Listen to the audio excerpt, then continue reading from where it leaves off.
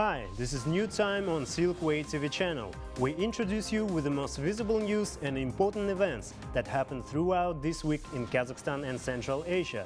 More details on politics, economy, social and cultural life with opinions from the most recognizable experts of Kazakhstan and world. I'm Daurian Sagulov and this is what you'll see today. President of Kazakhstan paid an official visit to Italy. What was discussed with Giorgia Meloni and Pope Francis himself? Global Gateway Initiative. What is EU's strategy to strengthen cooperation with Central Asian countries? Less economics and more politics. 2024 World Economic Forum took place in Davos. What did the attendees call for and warn about this time? Official visit of the head of state to Italy has ended today. The agenda and the program of the visit was fruitful. President Tokayev held bilateral meetings with political leadership of the country, businessmen and Pope Francis in his residency in Vatican City.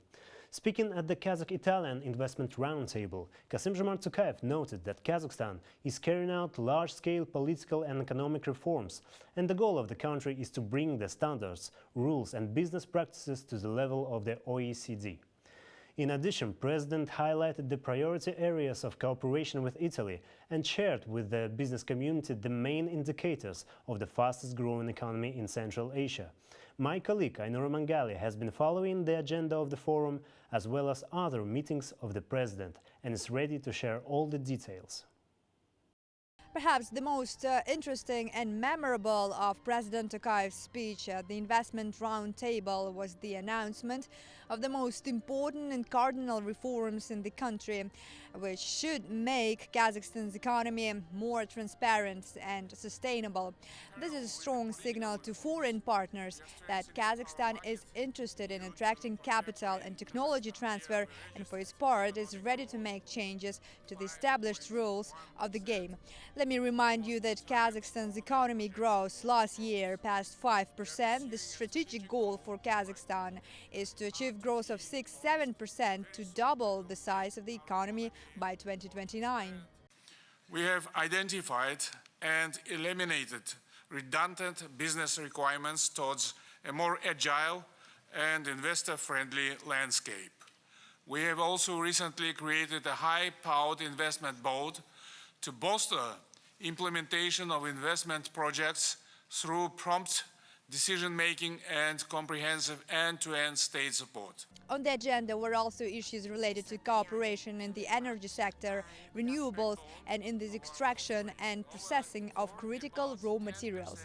Earlier, for example, the national company Kazmunaygas and Italy's Eni signed a joint final investment decision on the construction of a hybrid power plant in Mangistau region, which will be powered by natural sources, including solar and winds. We already have two joint projects with any company in the Kashagan and Karachaganak fields. Last summer we reached an agreement to build a power station in Zhanaozen. Our goal is to address the electricity deficit in the region. As part of this agreement, a hybrid power station with a capacity of 247 megawatts will be constructed over the next 3 years. Today we have made the final investment decision for this project. Another important matter is the launch of joint projects in the spheres of agro-industrial complex and logistics. Italian companies are interested in the Central Asian region, first of all as a logistics hub link connecting the eastern and western directions. We are today signing two memorandum of agreement in order to support more and more the export of Italian companies towards Kazakhstan, because for us Kazakhstan is a very important partner. We want to foster and enhance more and more the relationship between the two countries. We want to connect more and more Italian companies with foreign companies, in this case with Kazakhstan one. If you see, the Italian export has been growing in the past years more and more, so the Italian export is the engine of the development of the country. So for us, it's a key role that we are playing.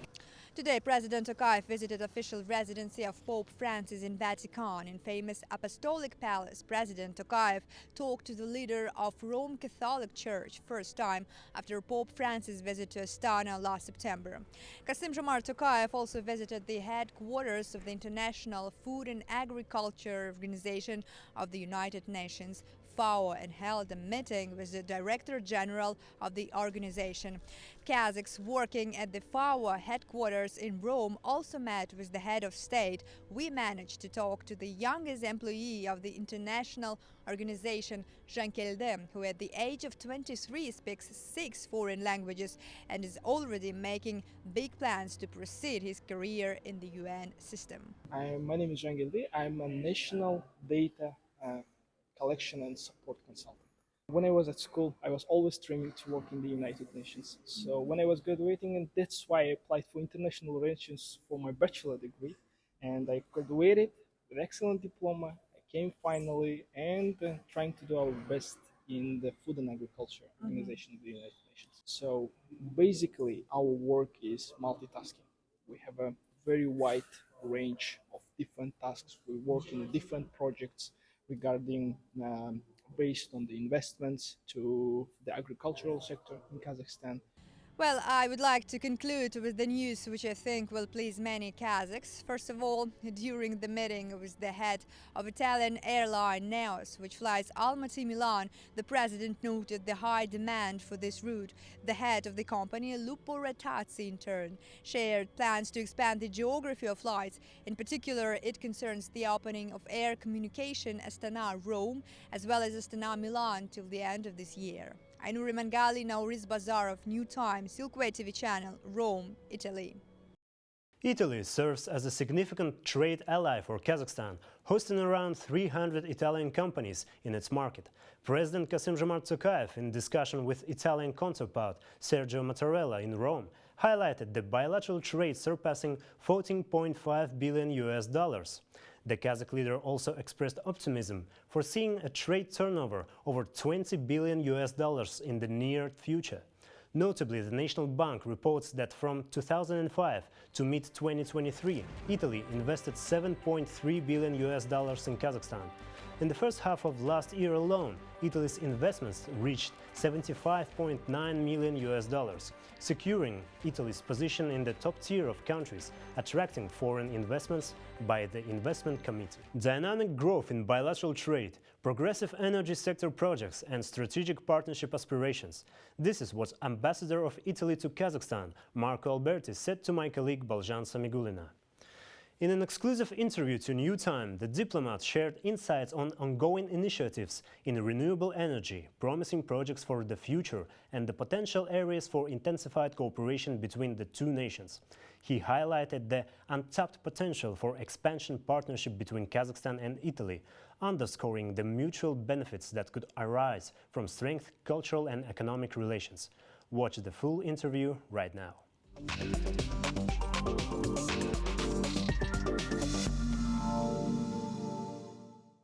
Your Excellency, thank you for having us today. You have been Ambassador of Italy to Kazakhstan for 2 years now. How the relation between the two states have changed over this period?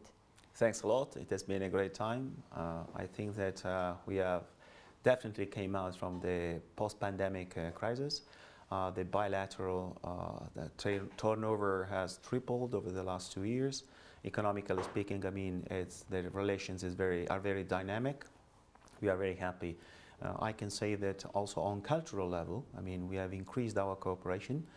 We just opened a new Italian Cultural Institute in Almaty with the purpose of organizing a lot of initiatives.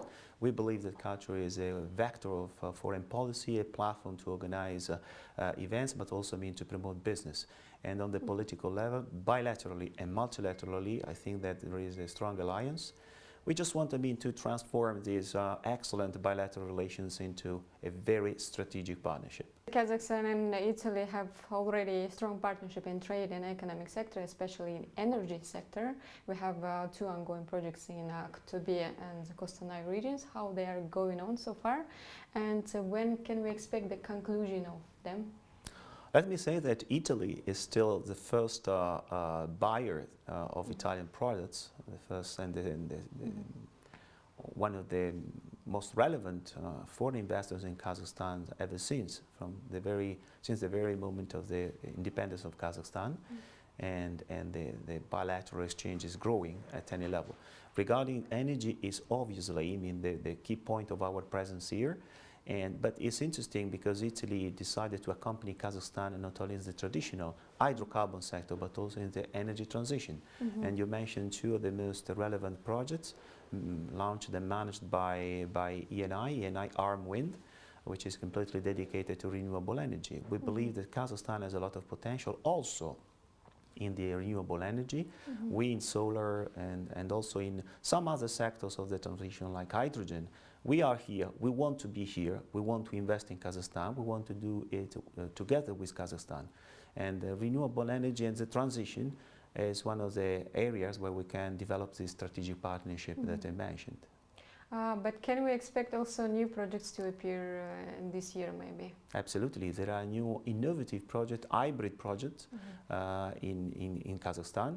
We are trying to bring also new companies active not only in the energy generation, renewable energy generation, but also in other segments of the value chain of the transition, like, for example, electricity transition. We believe that Italy can offer a top-notch technology companies also in the electricity transportation and distribution, for example, and also in some other sectors like energy efficiency. So it's really huge the possibility to increase our cooperation, and we are here to support our companies to come over. We also, see as a great improvement the business environment of Kazakhstan. That's a key point. I mean, reforms are modernizing the country, and we hope that Kazakhstan keeps improving the business environment as it's doing. Let me continue this point. I have already mentioned some sectors where we can enhance our cooperation. Which are the sectors you can highlight where Kazakhstan and Italy can intensify their cooperation? What countries can offer to each other more? Let me say that we are trying to think strategically. Beside energy and energy transition, I think that agribusiness is a second big area of possible opportunities for both countries. We are intensively working on increasing, the potential and the cooperation on the agribusiness, which is key, and the import and the work on other typical made in Italy sectors, like machinery, for example. Italy is a good manufacturer. And last but not least, I think that the big sector of creative industry can offer great opportunity of investment in Kazakhstan. Kazakh people are very creative. Just with a little support and with an exchange of knowledge, I think that you can unleash a great potential, and Italy can help these initiatives dedicated to the creative industry. The Italian Cultural Institute can play a key role on this, as well as our trade agency. They are both committed to promote creative industry growth in Kazakhstan. Thank you very much. See you next time. Thanks a lot.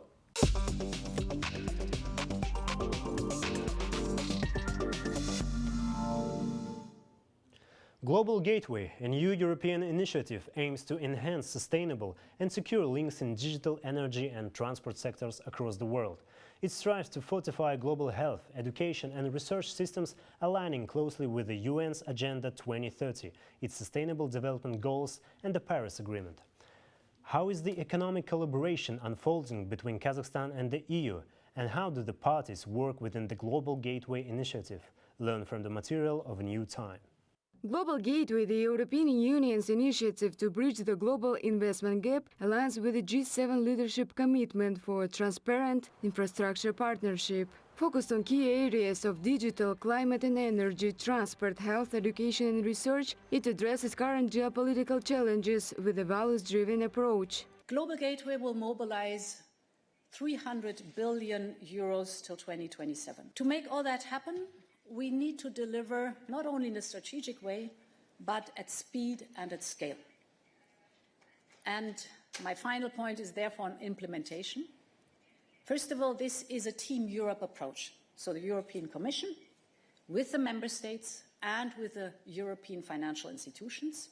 As a major trade partner for who belongs 30% of Kazakhstan foreign trade, the focus of the EU is currently shifting beyond mining to address transportation and infrastructure challenges. With the current geopolitical situation reshaping trade routes, there is a shared interest in creating a sustainable path through Central Asia and the South Caucasus, the role of which will fill the middle corridor. The EU's commitment to regional connectivity signals a growing alignment of interest between Kazakhstan and the European Union.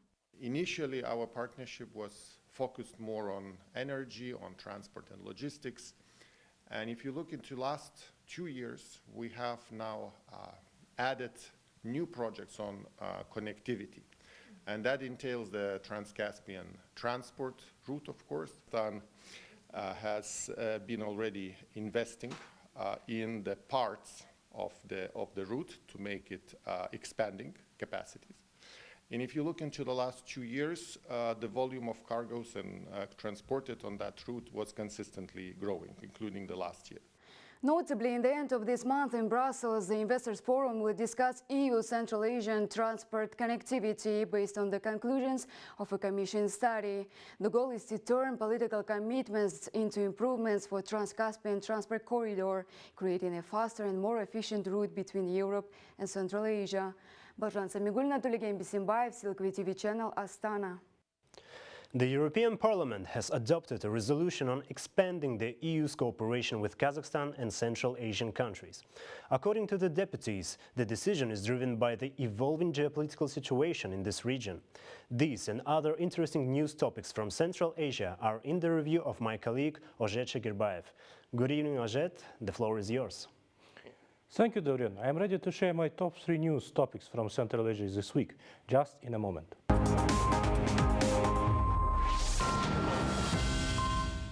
Kazakh Minister of Trade and Integration, Mr. Mansha Kaliyev, and Uzbek Minister of Investment, Industry and Trade, Mr. Laziz Kudratov, signed a protocol on expanding mutual cooperation at the January 5th during the meeting in Tashkent. The ministers discussed the stages of implementation of agreements within the roadmap signed during the President Kassym-Jomart Tokayev's visit to Uzbekistan in December 2022, including the one on increased trade turnover between the two countries to $10 billion of USD. The negotiations focused on issues of transit and transport policy, modernization of border checkpoint infrastructure, cross-border and regional cooperation, and the preparation for the 4th Forum of Interregional Cooperation between Kazakhstan and Uzbekistan. The International Center for Industrial Cooperation, Central Asia Industrial Zone, established on the Kazakh-Uzbek state border last month, is expected to increase the export of Kazakhstani products to Uzbek market.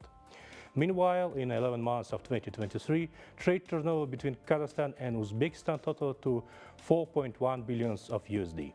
Ministries of Foreign Affairs of Central Asian states, Kazakhstan, Uzbekistan, Tajikistan and Turkmenistan, released statements reaffirming their support of Beijing's One China policy. It's done on the issue of Taiwanian views of the island as an inalienable part of China's territory.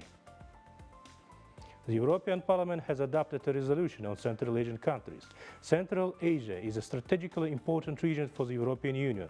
The purpose of this report is to examine the opportunities and challenges for closer cooperation between the EU and Central Asia in the context of global and regional geopolitical shifts. Taking into account the proposals for the region, and that since the adoption of the EU strategy for Central Asia in 2019, the region has been impacted by significant external factors.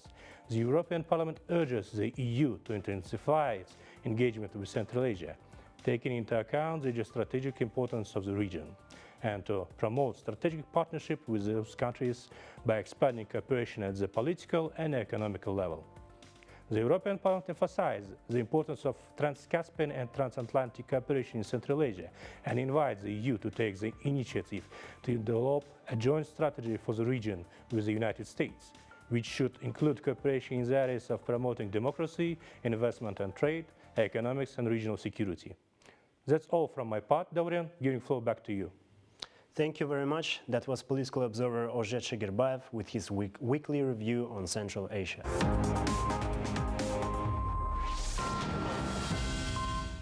The political influence and autonomy of Central Asia in this decade are expected to grow, said a former Deputy Assistant of U.S. Secretary of State Evan Feigenbaum. In an interview for New Time, ex-diplomat pointed out that despite being in proximity to global powers, the countries in the region act as independent players, challenging the notion that Central Asia is a zone of someone else's interest. What role does Central Asia currently play on the political stage? What can the United States bring to the table for collaboration with the region? Please watch the fragment of the interview.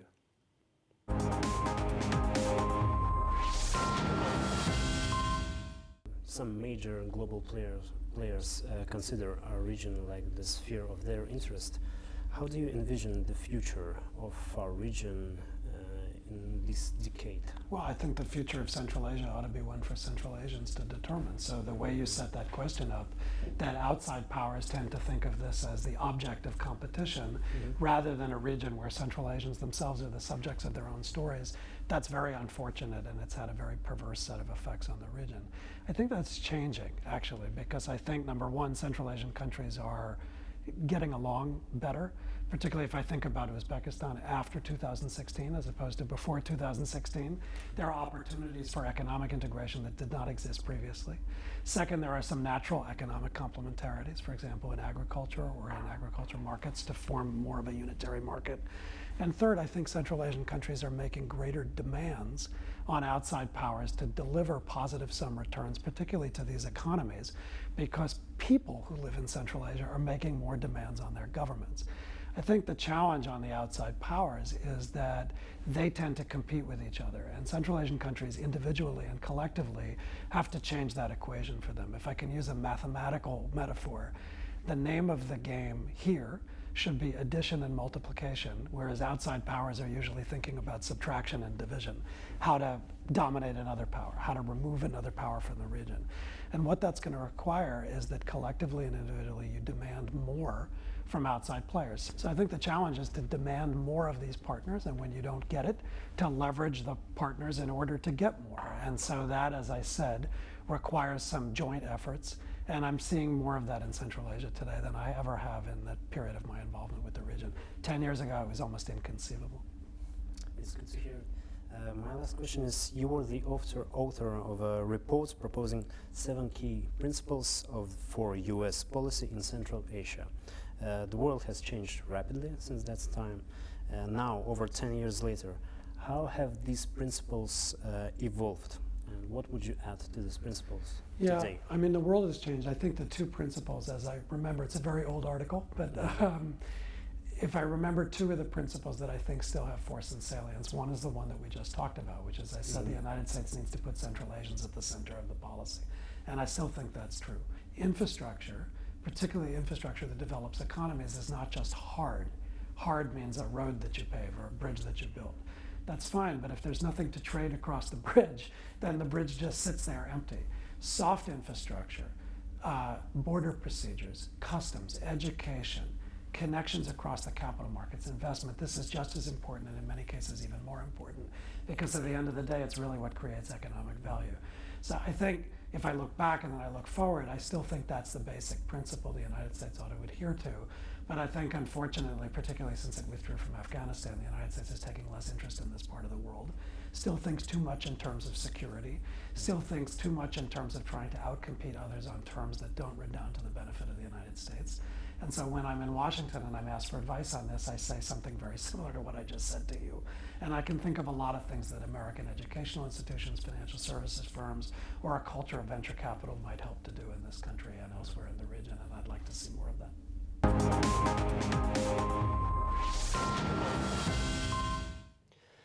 The freight turnover of Kazakhstan's seaports has nearly doubled in the past year within the Middle Corridor project, reaching an impressive 2.8 million tons, said Alibek Kuantyrov, the Minister of National Economy of Kazakhstan, who made the statement at the World Economic Forum in Davos. During his participation in the panel session titled A New Dawn for Eurasia, Minister Kuantyrov shared insights into plans to boost the capacity of the Trans-Caspian International Transport Route. The goal is to increase it from 6 million tons to an ambitious 10 million tons of cargo by the year 2025. On the sidelines of the Davos Forum, Kuantiro held a series of bilateral meetings with business representatives and potential foreign investors, including the heads of companies such as Carlsberg, Schneider Electric, and the president of the European Bank for Reconstruction and Development. The parties discussed issues of trade and economic cooperation, as well as measures to protect foreign investments in Kazakhstan. The 2024 World Economic Forum in Davos placed greater emphasis on political and social issues rather than purely economic concerns. Geopolitics, the future of artificial intelligence, and the climate change are the primary themes of this year's forum. At the annual event in Switzerland, where political and economic leaders gathered this week, discussions revolved around global conflicts, epidemics, and the new challenges facing humanity.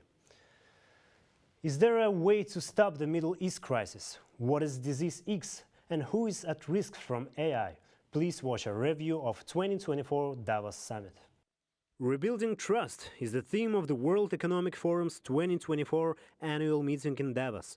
That's why, unlike the typical emphasis on business leader meetings, this year the spotlight has shifted to geopolitical discussions. The list of guests eloquently proves this, with key figures such as the Premier of China, the National Security Advisor of the United States, the UN Secretary General, and the head of the European Commission taking center stage at the forum. The agenda of discussion revolved around the Middle East crisis. The UN Secretary General Antonio Guterres said that parties to the conflict in Gaza were neglecting international law and urged them to implement an immediate ceasefire. Parties to conflict are ignoring international law, trampling on the Geneva Conventions, and even violating the United Nations Charter. The world is standing by as civilians, mostly women and children, are killed, maimed, bombarded, forced from their homes, and denied access to humanitarian aid. I repeat my call for an immediate humanitarian ceasefire in Gaza and a process that leads to sustained peace for Israelis and Palestinians based on a two-state solution. That is the only way to stem the suffering and prevent a spillover that could send the entire region up in flames. When it comes to the possibility of a stand in another part of the world between China and the government of Taiwan, where recently elected President supports independence, attendees at the forum seemed visibly relieved. In his keynote speech at Davos, the Premier of China, Li Qiang, didn't make any mention of Taiwan. Instead, he highlighted the openness of the Chinese economy to foreign investors and global cooperation. Speaking of cooperation, he placed a special emphasis on the risks that artificial intelligence brings to humanity. I think the development and governance of AI should follow these principles. First, we must adhere to a people-oriented approach and let people control machines instead of machines controlling people. We should guide the development of AI in a direction that promotes human progress and development. We must draw a bottom line or red line for the development of AI which cannot be crossed by anyone. Another existential threat that was discussed on the forum is a new pandemic that can be caused by so-called Disease X. It's a term referring to an unknown hypothetical pathogen that could cause a new global emergency. World Health Organization Director General Tedros Ghebreyesus said that Disease X can be 20 times deadlier than COVID-19. He urged the global community to start working together without conflicts if we want to prevent the Disease X pandemic turning into reality. And anything happening is a matter of when, not if. So we need to have a placeholder for that, for the disease we don't know. That may come. And that was when we gave the name Disease X. So to prepare countries, I think renewed commitment to strengthen primary health care is very important. Nearly 3,000 representatives from 120 countries attended the forum, including leaders of 60 nations. Considering the series of crises over the last 3 years, it is difficult to imagine a better moment for rebuilding trust, like the World Economic Forum this week. Daurian Isagulov, New Time. And last but not least, the Condé Nast Italia magazine has included Kazakhstan in the top 5 ski destinations in the world. According to the country's Ministry of Tourism and Sports, the world-renowned magazine highlighted the tourism potential of the Shimbulak Mountain Resort, recommending winter sports enthusiasts to visit that place. Alongside the Kazakh resorts, the top list includes the Troll Peninsula in Iceland, Denali in Alaska, Kazbegi in Georgia, and Zao in Japan. It is worth reminding that Almaty was included in the New York Times list of 52 places to go in 2024, and Kazakhstan was featured among the top 24 must-visit destinations in the Wanderlust magazine. That's it for today. All the main news about Kazakhstan and Central Asia you can find here. More special projects about our country you can also watch on Silkway TV channel, so stay tuned and see you later.